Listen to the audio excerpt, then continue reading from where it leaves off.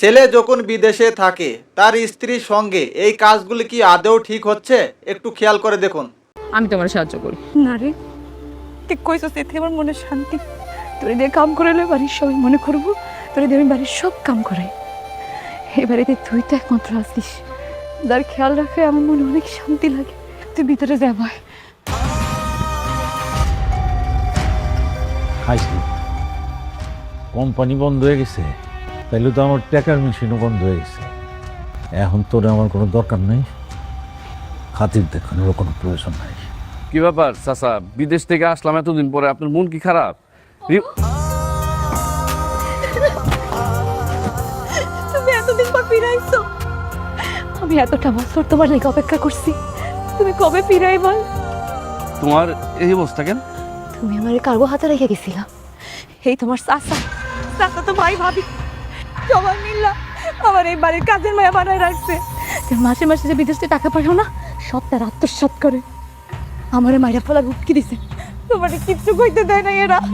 চাচা তোমার তো মানুষ না, জানো আমি বিদেশের থেকে তিল তিল করে কষ্ট করে তুমি করে টাকা পাঠাইছি, আর সেই টাকা দিয়া তোমরা বিলাসিতা করছো না, আর আমার বউরে বানাইছো তোমাকে বাড়ি চাকর। আজকে সব কথার উত্তর তুমি দেওয়া লাগবে, সব জবাব দিবা। এই, তোর কাছে আমি কিসের জবাব দিব? তুই আমাদের জানোয়ার বলছিস না?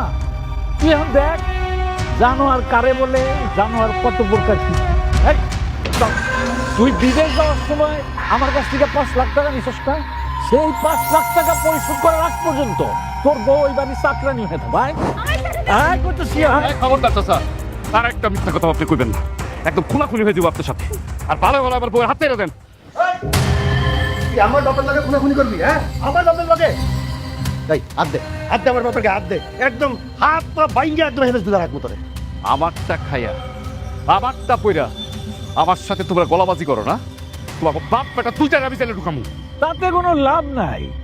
তুই বিদেশ যাওয়ার সময় স্ট্যাম্পে সই দিয়া 5 লাখ টাকা নিস। এই টাকা পরিশোধ করার আগ পর্যন্ত শর্ত ছিল তোর বউ আমাকে বাড়িতে চাকরানি হয়ে থাকে। কাজে আইনে গেলেও তুই ভাসবি। এমন অন্যায় আমার সাথে করতে পারলা তোমরা?